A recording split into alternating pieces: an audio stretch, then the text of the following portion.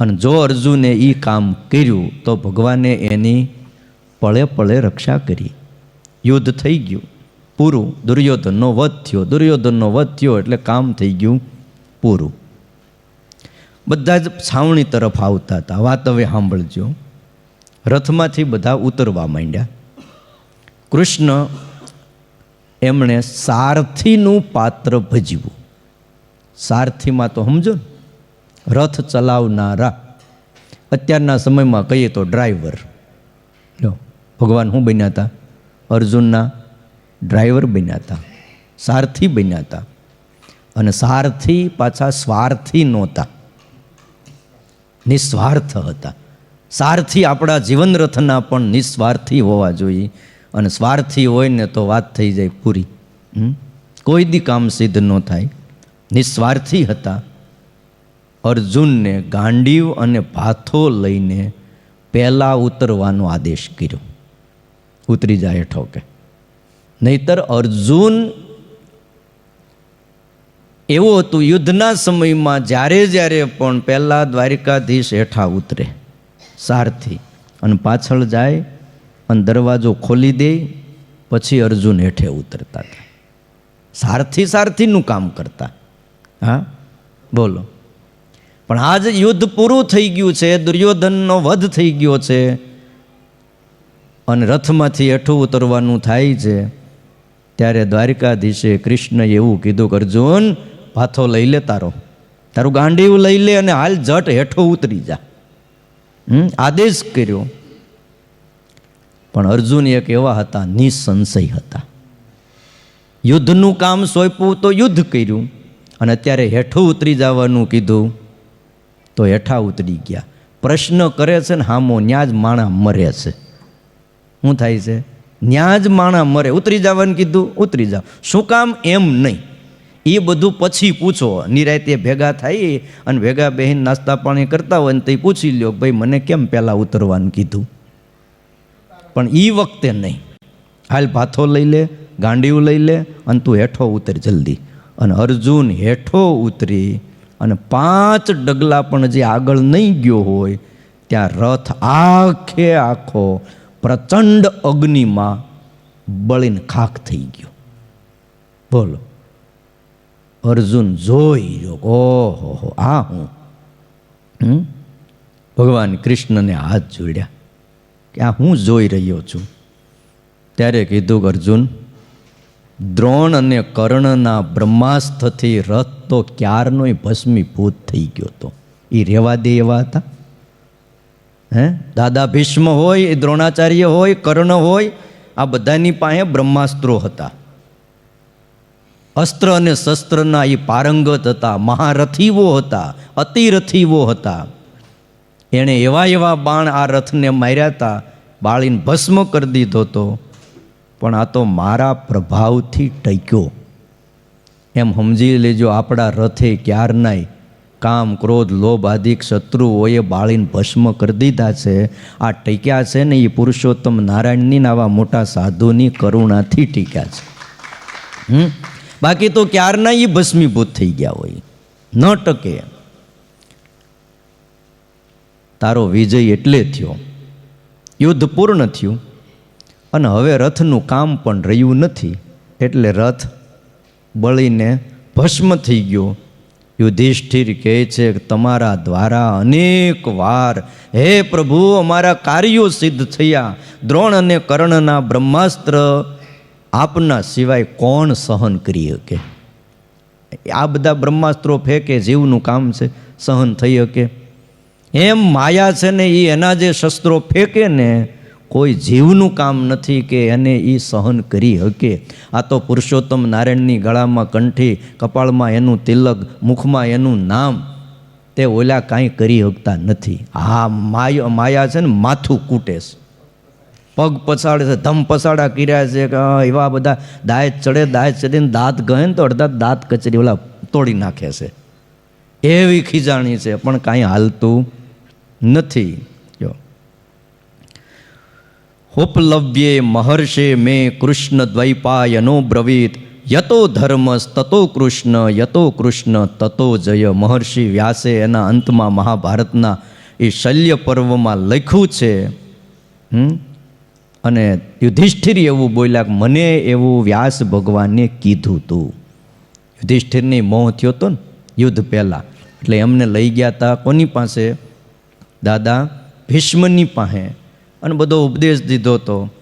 ત્યારે મહર્ષિ વેદ વ્યાસે પણ કીધું હતું કે જ્યાં ધર્મ છે ત્યાં કૃષ્ણ છે, અને જ્યાં કૃષ્ણ છે ત્યાં વિજય છે.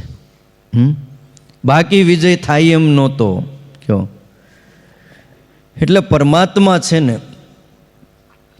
એ પળે પળે જો એના વચનમાં રહી એને સોંપેલા કાર્યોને કોઈ કરે તો કરતા હરતા એક ભગવાન છે, અને એ કામ બધા જ પૂરા કરે છે. અરે મહાભારતના યુદ્ધ દરમિયાન એમ કહેવાય છે કે શમીક ઋષિ પોતાના શિષ્યોને સાથે લઈને મેદાનમાંથી પસાર થતા હતા, અને ચારેય બાજુ બસ મળદા મળદા ને મળદા. એણે આમ નજર કરીને તો ઓહો, માણા 1, 2, 5 લાશ જોવે ને તો આમ અરેરાટી થઈ જાય. આ કોરોનો કાળમાં ઓલા બાંધીને બધા બતાવતા હતા, ઢગલા કરી દેતા હતા લાશોના. હવે આ એ બાંધીને હોય તો ઓછો વાંધો, પણ ખુલ્લા એમનો બધા પડ્યા હોય. ઘણા હાથી, ઘણા ઘોડા, ઘણા સૈનિકો, આ બધાની વચ્ચે એમ કહેવાય છે કે 2 ઈંડામાંથી તાજા જન્મેલા બચ્ચા કિલકિલાટ કરતા હતા. બોલો.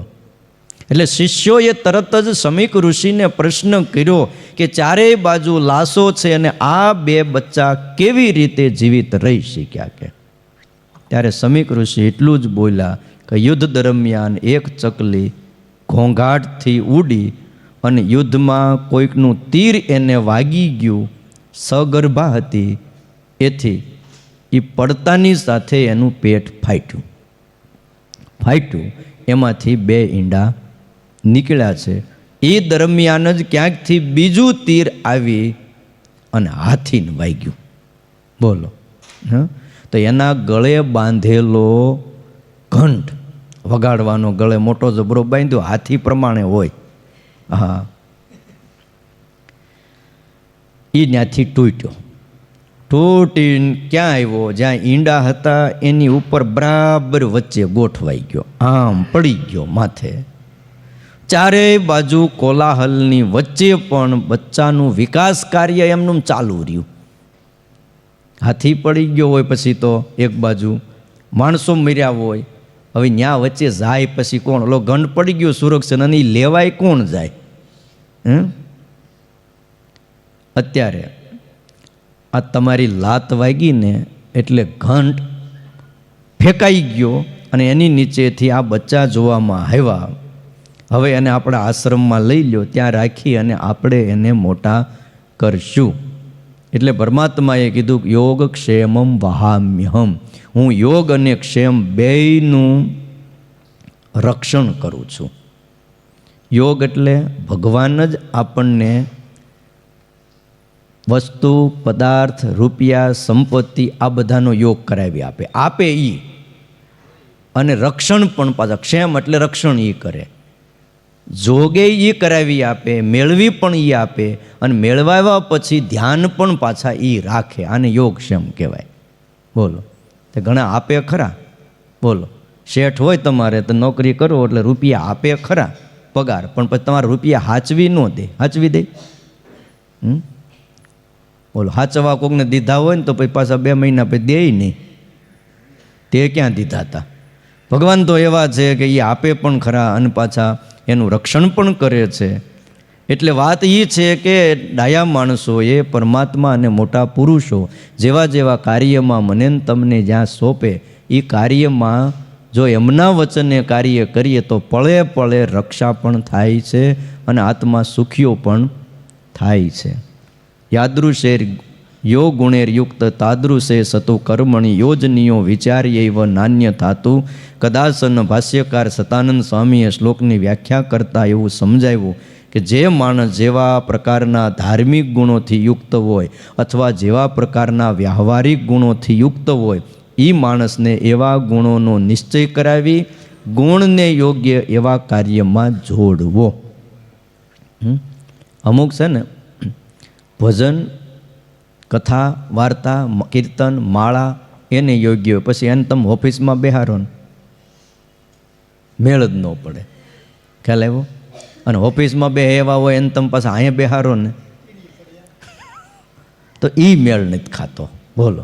એટલે જેવા જેવા ગુણે યુક્ત હોય બધાની ભાઈ જરૂર પડે. આપણે એમ માની લઈએ ભાઈ બધા જ અહીંયા મજીરા વગાડે, બધા મજીરા ન વગાડે. મજીરા અમથા નથી વાગતા, એના માટે કંઈક બધું કરવું પડે છે. કયો આ શાંતિથી ભજન કરવું હોય ભજન ક્યારે થાય? ખરખો ધંધો હાલતો હોય ને જીતુભાઈ, બહુ ભજન સારું થાય. તો એટલે શ્રીજી મહારાજ એવું કહેતા હતા કે અમારે કોઈને છે ને ગરીબ નથી કરવા, અમારે તો બધાને જનક જેવા કરવા છે, અમારે કોઈને સુદામા જેવા નથી કરવા. અને જનક જેવા ને અમરીશ જેવા કર્યા, પણ એવા કરીને પણ ક્યાંય સંસારમાં પાછા બંધાવા ન દીધા. એટલે જે જેવા ગુણે યુક્ત હોય એને એવું કામ સોંપવું. પણ આપણે પાછું એટલું યાદ રાખવું, સોંપાણા પછી પણ જ્યારે પાછું એમાંથી પાછું વળવાનું થાય તો પાછું વળાઈ જવું જોઈએ. નહીતર એ બહુ કામ અઘરું થઈ જાય કે અંતકાળ આવી જાય પણ છેલ્લે લગી પછી પાછું છૂટે નહીં, તો એ બંધન કરે, તકલીફ કરે છે. જો અને એમ લખ્યું છે કે લાયકાતથી વિપરીતપણે ક્યારેય જોડવો નહીં. અને ઘણીવાર આપણને દેખાય પણ મોટાને દેખાય ને એ આખી વસ્તુ જુદી હોય છે. આપણી દૃષ્ટિ બહુ શોર્ટ હોય છે અને મોટાની દૃષ્ટિ બહુ લાંબી હોય છે. તો ઘણીવાર આ બધું જોઈને જ્યારે આપણને મોટા પુરુષમાં થોડીક વાર ઘણીવાર ઓરો ભાવ આવી જાય કે હવે આ બધું એ આ માણસને હોપવાની જરૂર છે, પણ એમને ખબર હોય કે આ હોપા પછી આ બધું છે ને તકલીફ ઊભી કરે એવું હોય. બોલો. જૂનાગઢમાં ગુણાતીતાનંદ સ્વામીને 40 વર્ષ સુધી મહંતાઈ કરી. કેટલા વર્ષ? શ્રીજી મહારાજ સ્વધામ ગયા પછી 40 વર્ષ મહંતાઈ કરી. લ્યો સાંભળો, કંઈ થોડા વર્ષ કહેવાય 40 વર્ષ? આજે તો કોઈ મંદિરોમાં 2.5 વર્ષથી કોઈ મહંત ટકતા નથી. ત્યાં તો પરવાનો ઉપરથી આવી જ ગયો હોય. એક રીતે બહુ સારું છે ને એક રીતે બધું હવને આમ થાય આપણે 2.5 વર્ષ પછી પાછું આપણે એટલે હવે એ જ રીતે કામ થાય. પછી તે રઘુવીર ચરણ હતા, એમને છે ને પછી બહુ ઓલું થયું, એનો આગ્રહ એવો હતો, ભણેલા ગણેલા વિદ્વાન, તે કોઠારી કર્યા. પછી ગુણાતીતાનંદ સ્વામીએ 10 થી 12 મંડળો સ્વામીએ કરી નાખ્યા. નકર બાલમુકુંદ સ્વામી સમર્થ હતા, બધું કરી શકે એમ હતા, અનુવૃત્તિમાં રહેતા હતા. પણ હવે આ બધા અમુક પાછા શું છે, વહીવટના જીવ હોય ને, તમે ના પાડો ને તોય માથું મારીને ગરી જાય. આપણે કહેવું પડે કે ભાઈ ઓફિસમાં કામ છે, તો નહીં કામ કાંઈ નહીં, આ બેઠા. પણ એ અમુક જીવ એવા જ હોય. પછી ગુણાતીતાનંદ સ્વામી ઉદાસ થયા, એમને સોંપ્યું. પણ એમ કહેવાય છે પછી ગુણાતીતાનંદ સ્વામી છેલ્લે જૂનાગઢને પગે લાગી નીકળી ગયા. બોલો. હા, એ કે હવે ગામડા ફરશું. આજ દિવસ સુધી આ મંદિરમાં રહી કથા વાર્તા સત્સંગ બધું જ કર્યું, કરાવ્યું, દેવની સેવા કરી, કેટલાય વાઘા કેટલાય વસ્ત્રો બધું કરાવ્યું. ને હરિભક્તોનો પણ સત્સંગ આમ કહેવાય એટલો મજબૂત કર્યો અને એના પાયા પાતાળ સુધી નાખી દીધા. અને સ્વામિનારાયણ ભગવાનની જેવી છે એવી સર્વોપરી ઉપાસના એક હરિભગતના હૃદયમાં પ્રસ્થાપિત કરી દીધી. પણ કે હવે ગામડા ફરશું. બોલો. પછી નીકળ્યા. એમના પાર્ષદ હતા કંઈક ભગત, કંઈક બીમાર હતા, કંઈક જરૂર હતી. તેમાં એ વખતે કંઈક થોડાક રૂપિયાની 2-5 રૂપિયા, વધારે નહીં, જરૂર હતી. ને કોઠારીને કીધું, કોઠારી કે હમણાં છે નહીં કાંઈ. બોલો. એટલે આ બધું હોપા પછી પણ છે ને બંધન બહુ થઈ જાય અને તકલીફનો કોઈ પાર ન રહે. એટલે ભગવાનને કહેવું કે મહારાજ એટલું જ કરાવજો કે એમાં બંધન થાય નહીં. બહુ સારી વાતો આમાં લખ્યું છે કે ધર્મકૃત્યેષુ ધર્મ જ્ઞાનાત અર્થકૃત્યેષુ પંડિતાન ત્રિષુ ક્લિબિયાન નિયુજ્જિત નીચાન નીચેશુ કર્મ. શું ધર્મ સંબંધી કાર્ય હોય એમાં ધર્મ જાણનારા પુરુષની નિમણૂક કરવી. ધર્મ સંબંધી જેટલા કામ હોય એમાં કયા વ્યક્તિને મુકાય? ધર્મવાન વ્યક્તિ હોય કે ગમે એમ થઈ જાય પણ એના પેટનું પાણી ન હલે, એ ધર્મમાંથી આટલો પણ ખસે નહીં. અને તમે એટલા માટે તમે જુઓ સંપ્રદાયનો ધર્માદો ઉઘરાવવાનું કામ સ્વામિનારાયણ ભગવાને મયારામ ભટ્ટને હોઈપું હતું. કોને હોઈપું હતું? આખા સંપ્રદાયનો જૂનાગઢનો મોટામાં મોટો ધર્માદો મયારામ ભટ્ટ ઉઘરાવતા. શું કામ? ધર્મનિષ્ઠ હતા, ધર્મ સંબંધી કામ હતું. ગમે એટલો રૂપિયો મળે, એક પાય આઘી પાછી ન થાય. બોલો તો મહાત્મા ગાંધી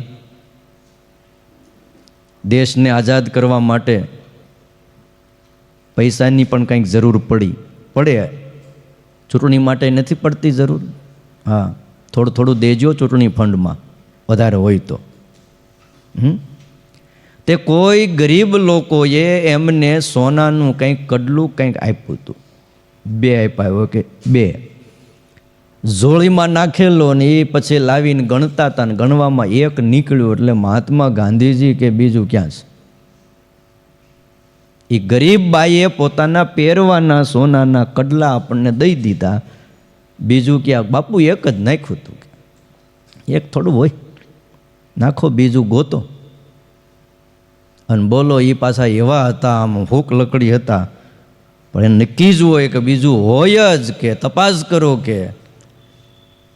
અને સીધું એનો સંકલ્પ જ ન મળે ત્યાં લગી અંજળ હરામ છે કે આ મરણ ઉપવાસ ઉપર. અત્યારે ખાલી બોલે, તેથી બોલવાનું નહોતું, કરવાનું હતું. અત્યારે પાછું બદામ શેક ખાઈ લે જીતુભાઈ તો પાછલા દરવાજેથી પાછું ભોજન કરે. બોલો, એટલે એ વસ્તુ આખી હાવ રોંગ છે. હમણાં એક ભગત આવ્યા, તે કહેતા હતા કે સ્વામી અમે હાવ ઢોંગ કર્યા, માફી માગવા આવ્યા હતા. ગુરુજી પાસે રડવા માંડ્યા, બિચારા વિદેશ વહી ગયા છે. એ કે હું બહુ અમે અપરાધ કર્યો, કે બહુ અપરાધ કર્યો તમારો, કે પણ હવે મને અંદર આમાં બળતરા થાય છે. એટલે આજ તો નક્કી કર્યું, વિદેશથી હમણાં આવ્યા હતા, આપણે નામ નથી દેવું, અને માફી માગી. એ બધા મંદિરે જઈને બધા સાધુની માફી માગી આવ્યો. છેલ્લે અહીં તમે અહીં ઠેઠ દૂર હતા, હું અહીંયા આવ્યો, પણ અહીંયા આવીને દંડવટ કરતાં કરતાં રડવા જ માંડ્યા. બોલ, વારે વારે ભેટીની કે અમે હાવ ખોટું કર્યું. દવાખાનામાં અમે એટલે જતા હતા કે ત્યાં અમારે જમવું હોય ને એટલે દાખલ કરી દઈએ, ત્યાં પછી બધું નાસ્તા પાણી બધું લાવીને 5 દી રાખતા ને બધાને જમાડતા અને હાજા કરીને મોકલી દેતા. વળી બીજાને પાછા લઈ જાય, ત્યાં જમાડીને પાછા હાજા કરીને. દવાખાને તો એમ જ હોય ને, બધું એણે કીધું. એટલે ડાયા માણસોએ વિચારવું. આપણે શું વાત કરતા હતા? ગાંધીજી મહાત્મા એ કે તપાસ કરો, ક્યાંક હોય જ. ભાઈ તપાસ કરી, રસ્તામાં એ પડી ગયું હતું, મળ્યું, અને પછી ગાંધી બાપુએ પાણી પીધું. બોલો, દેશનું દ્રવ્ય છે, પ્રજાનું દ્રવ્ય છે, ક્યાંય જાવું ન જોઈએ એળે. અને દેશનું દ્રવ્ય ભાઈ પોતાના મોજશોખ માટે ક્યારેય ન વપરાય. મહાત્મા ગાંધીએ ક્યારેય સારા કપડાં નથી પહેર્યા, એક પોતળી જ પહેરી છે. ગોળી વાગીને તો એ કાંઈ સૂટેન બૂટમાં નહોતા, ખુલ્લા હતા એમનો. ઉપર એક ઓલો નાખેલું ખેસ જેવું એક પોતળી પહેરેલી. બોલો, હરખું આખું ધોતિયું નથી પહેર્યું, એમાંય કાપડ વધારે જાય, એટલે હાવ ટૂંકી પોતળી પહેરી. હા, તમે વિચાર કરો, ત્યારે દેશ ક્યાં હતો ને આજે દેશ ક્યાં છે? આજે દેવું કેટલું વધી ગયું છે. અહીં બધા મોજ શોખ કરીએ છીએ, પણ આપણને એ ખબર નથી રહી કે આજે કરોડોનું દેવું વધી ગયું છે. ખરવો બોલો, 53 લાખ કરોડ હતો, એને બદલે 200 લાખ કરોડે ઉપર પહોંચ્યું છે આ છેલ્લા 15 વર્ષમાં. એટલે ડાયા માણસો આમાં શું છે, લોકો હવે શું છે, જાગે તો જ થાય, બાકી તો વધતું જ જાય, વધતું જ જાય. એક એક વ્યક્તિના માથે કેટલું થઈ ગયું છે. અને આમાં ભૂલ કોની છે? આમાં લખ્યું છે કે જે જેવા કામને યોગ્ય હોય ત્યાં જ એવા વ્યક્તિને મૂકવા, આ બીજા વ્યક્તિ આવી જાય છે ને મુકાઈ જાય છે ને તે છેલ્લે ભોગવવાનું તો હા આપણે જ બધું ત્યાં કરીએ છીએ કયો. એટલે વિચાર કરીને ડાયા માણસો ધર્મકૃત્ય શું ધર્મવાન વ્યક્તિને. પછી જો આમાં એવું હોય છે, બોલવાની વાત જુદી છે. આ બધામાં કેવું છે કે ચાવવાના દાંત જુદા હોય છે અને દેખાડવાના દાંત જુદા હોય છે. તો અને માણસો એટલા બધા અવરાઈ જાય, એટલા બધા ખબર ન રહે અને છેલ્લે તો પછી પ્રજાને જ રીબાવાનું થાય છે. અને ધર્મ જ્ઞાન અર્થકૃત્ય શું પંડિતાન, અર્થ કાર્યમાં એ પુરુષની નિમણૂક કરવી કે જેને વહીવટ બરાબર ચલાવી શકતા હોય. કરકસરથી પણ જીવતા શીખવું પડે. વહીવટ હોયપો એટલે 5 માણા કે એટલે બધું તમે વાપરવા જ માંડો ને ઉડાડવા જ માંડો તો એમ વહીવટ ન થાય. એટલે કીધું અર્થકૃત્ય શું પંડિતાન, એને જાણનારો હોય એને જ મૂકવો. જ્યાં વાપરવા ઘટે ત્યાં ભલે લાખો વાપરો, પણ જ્યાં જરૂર નથી ત્યાં પાય પૈસો પણ બગાડાય નહીં. બોલો તો ઓલા નહોતા એક જગ્યાએ કંઈક સામાજિક કામ કંઈક કરવાનું છે, ધર્મશાળા કંઈક મંદિર બાંધવાનું છે કે આમ આપણા ગામના બહુ મોટા શેઠ છે, હાલો આપણે જઈએ. કંઈક દાન માટે જઈએ તો પહોંચ બુક લઈને ઉપડ્યા હતા બધા 10-15 જણા કે શેઠને વાત કરી કંઈક તો આપણને મળશે. તો ત્યાં શેઠના ઘરે ગયા. શેઠ બેઠા હતા, રાતનો સમય થવા આવ્યો હતો અને ઓલો દીવામાં વાઇટ મૂકેલી એ ધીમે ધીમે ધીમે ધીમે શું છે ક્યારના બેઠા છે તે હાવ દીવો ઝાંખો થઈ ગયો. બધા આવ્યા એટલે શેઠ ઊભા થયા. ઊભા થઈ અને હળી લીધી. હળીથી વાઇટ જરાક આમ કરીને આગળ કરી એટલે હળીમાં છે જમતું પાછું દિવેલ લાગી ગયો એટલે એ લઈને પાછી માથામાં ઘસીને કોરી કરી નાખી. હા ઓલા બધાએ જોયું તે એક જણાએ ઠોહો મારીને કે અહીંયા તને કંઈ મળે, અહીંયા આવ્યા જ હું કામ? હળીએથી જો આમ કરે છે ને પછી હળી પાછી માથામાં લૂઈ નાખે છે, આ આપણને દેહ માખી પડી ગઈ હોય તોય નીચોવી નાખે. એ થોડું ઘણું પાછું ખેંચી જાય કે એટલે અહીંયા કાંઈ મળશે નહીં. તે કે સાન મન બેને આપણે વાત તો કરીએ. પછી બધી વાત કરી માંડીને કે આવું કામ છે, ગામનું કામ છે, સમાજનું ભલું થાય એમ છે, તો આપણે થોડુંક આમાં કંઈક તમારો યોગદાનની અમે અપેક્ષા રાખીને તમારી પાસે આવ્યા છીએ. તે બેહો કે જઈ અને તરત ચેક લઈ આવ્યા, આપ્યો. ઓલાએ જોયું 1 લાખ રૂપિયાનો ચેક દીધો. કેટલાનો? 1 લાખ રૂપિયાનો ચેક આપ્યો આ જૂના જમાનામાં. બોલો. ઓલા બધા વિચારમાં પડી ગયા. એ કે પણ મારે અહીંયા જરૂર નથી આ દિવેલ બગાડવાની, તે હું કામ બગાડું? અહીં તમારે જરૂર છે, ત્યાં લાખ રૂપિયા વાપરું, તમે તાર જાઓ કરો કામ, ગામનું કામ છે ને કે. પણ ત્યાં કંઈ આપણે પછી નકરું ન જરૂર હોય ત્યાં કર્યા કરીએ એનો કોઈ અર્થ નથી. એટલે ડાયા માણસો એટલે કીધું અર્થકૃત્ય શું પંડિતાન, વ્યવહાર કાર્યને વહીવટને બરાબર ચલાવી શકે તો એ પુરુષની અર્થ કાર્યમાં નિમણૂક કરવી. અને સ્ત્રી સંબંધી કોઈ કાર્ય હોય, કેવું કાર્ય આમાં લખ્યું, આ યાજ્ઞવલ્ક્યનો શ્લોક છે. જો સ્ત્રીષુ ક્લિબિયાન નિયુજ્યેત, જ્યાં બાયોના પ્રસંગનું કામ હોય ને એવું બધું કામ હોય, આમાં તો એવું લખ્યું ત્યાં નપુંસકની નિમણૂક કરવી. લો બોલો. અને કોઈ નાનું કામ હોય તો ત્યાં નિમ્ન પુરુષની નિમણૂક કરવી. અમુક હલકું કામ હોય, સાફ સફાઈનું કામ હોય, બીજા ત્રીજા કામ હોય તો ત્યાં પછી ખુરશીઓમાં બેહી કે એની નિમણૂક ન કરાય. ત્યાં કોની નિમણૂક કરાય? એને યોગ્ય વ્યક્તિ હોય એની નિમણૂક કરવી. આ રીતે જેવી જેની લાયકાત હોય એવી રીતે પુરુષને એ કાર્યમાં જોડવા અને લાયકાત જોયા વિના ક્યારેય પણ કાર્યમાં નિયુક્ત કરવા નહીં, એવી સ્વામિનારાયણ ભગવાનની 66મા શ્લોકમાં આજ્ઞા છે. અને જો આવી રીતે કરવામાં આવે તો એ કાર્ય છે એ પારે ઉતરે છે. અને કીધું છે એમ કરવામાં નહીં આવે તો કાર્ય છિન્ન ભિન્ન થઈ જાય છે. જો ઘણી વાર જોવો ને પછી નથી થતું, ભૂલથી અમુક ખાતું અમુકને અપાઈ જાય પછી પાછું નથી લઈ લેવું પડતું. આ રાજકારણમાં તમે જોવો જ છો ને. તો પણ ડાયા માણસની આપણને એટલી ખબર પડે કે એના સંગ ઉપરથી એની ખબર પડે કે આ માણસ કેવા છે. તો એટલે ડાયા માણસોએ જોઈ વિચારી અને વહીવટ કરવો. લ્યો આટલી આજ્ઞા છે.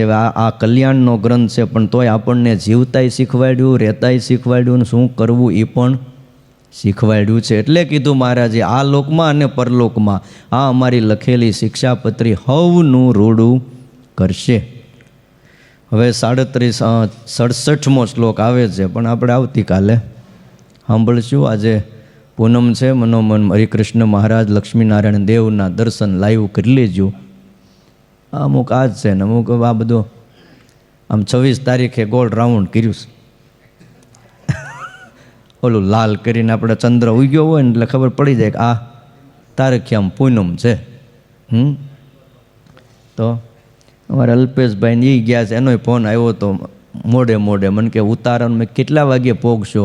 તો મને કે રાતે 12 વાગ્યે. મેં કીધું 12 વાગ્યે કોને કહું હવે? બહુ તકલીફવાળું છે. હવે તમે છે ને મા બાપ જેથી જાઓ ને તો થોડુંક ટાઈમસર પોગાઈને એ રીતે ગોઠવજો. એટલે હું જે આપણે કોઈકને 2 જણાને કહેવું હોય તો ફોન કરીને કહી ભાઈ હરિભગત આવે છે વેલંજાના, નાના હરિભગત છે, ઉતારાનું જરાક ધ્યાન રાખજો, તો આપી દે છે. પણ રાતે 12 વાગ્યે પછી કોકને કહેવું ને એ બહુ અઘરું પડી જાય. હા, પછી તમને મનમાં એમ થાય કે સ્વામી આપણું કામ ન કર્યું, અમે કેટલા સ્વામીના કામ કર્યા. પણ રાતે 12 વાગ્યે મને તો છે ને 10 વાગ્યા પછી કોઈને ફોન કરવાનું થાય ને તો મને એમ થાય કે નથી કરવો એમ થાય. પછી બહુ એવું જરૂર હોય તો વળી કરીએ, પણ 12 વાગ્યે તો બહુ અઘરું પડી જાય. શું કહેવું તમારું? હા, એટલે પછી તો અને પાછા ઓલા જ્યાં ઉતારામાં બેઠા હોય એના નંબર આપણી પાસે હોય નહીં ને આપણે બધો વહીવટ કરવાનું હોય નહીં. પછી આપણને ખબર હોય નહીં શું કરીએ. ઘણી વાર તો હું જ આપણને એમ કહી દે ઉતારા ભરાઈ ગયા છે, એટલે હવે આપણે શું કરવું? એ વહીવટ ચલાવતા હોય એને ખબર હોય ક્યાં કેટલા જણાએ બુકિંગ કર્યા છે ને કેટલી મુશ્કેલી છે ને કોણ કોણ ક્યાં કેટલા આવવાના છે. ખાલી હોય તો અમુક રાખવાય પડે. ઓચિંતા કોઈક મોટું માણસ આવી જાય તો શું કરવું? દેવું પડે છે. એટલે મને તો એક દી વિચાર આવ્યો કે જેથી થોડુંક હરખું થાય ને તે આપણે છે ને 4-5 રૂમું ત્યાં બનાવી નાખવીને અહીંથી કોઈક જાય આલ્યો ચાવી લઈ જાઓ, વાત પતી ગઈ. આવો જીતું મને એક દી સંકલ્પ હતો. મેં કીધું આ નાના હરિભગત આપણે ત્યાં સસ્તી જગ્યા છે, જેથી વ્યવસ્થા થાય ને ત્યાં 4-5 રૂમ બનાવી નાખવી ઘનશ્યામભાઈ. અહીંથી ઘનશ્યામભાઈને જવું ચાલ્યો ચાવી લઈ જાઓ, ત્યાં ઉતરજો. બીજું તો શું કરીએ? હા, આવા મોટા મંદિરોમાં આપણે તો ત્યાં દેવના દર્શન કરવા અને ભગવાનને રાજી કરવા જઈએ છીએ. ત્યાં આપણી વ્યવસ્થા થાય ન થાય એના માટે તો આપણે જાતા નથી. દર્શન કરીને વીઆવી. અરે તમારે એવું ઘણીવાર અમારી વ્યવસ્થા નથી થતી તો બીજું શું કરીએ? તો અમે જઈએ છીએ ભુજમાં ને કચ્છમાં જ નથી થતી ઘણીવાર. તો ત્યાં આપણે કાંઈ ધોખો નથી કે દર્શન કરીને પછી બાજુના ક્યાંક ગામડા હોય ત્યાં વયા જઈને ભજન કરીને વાહ જેવું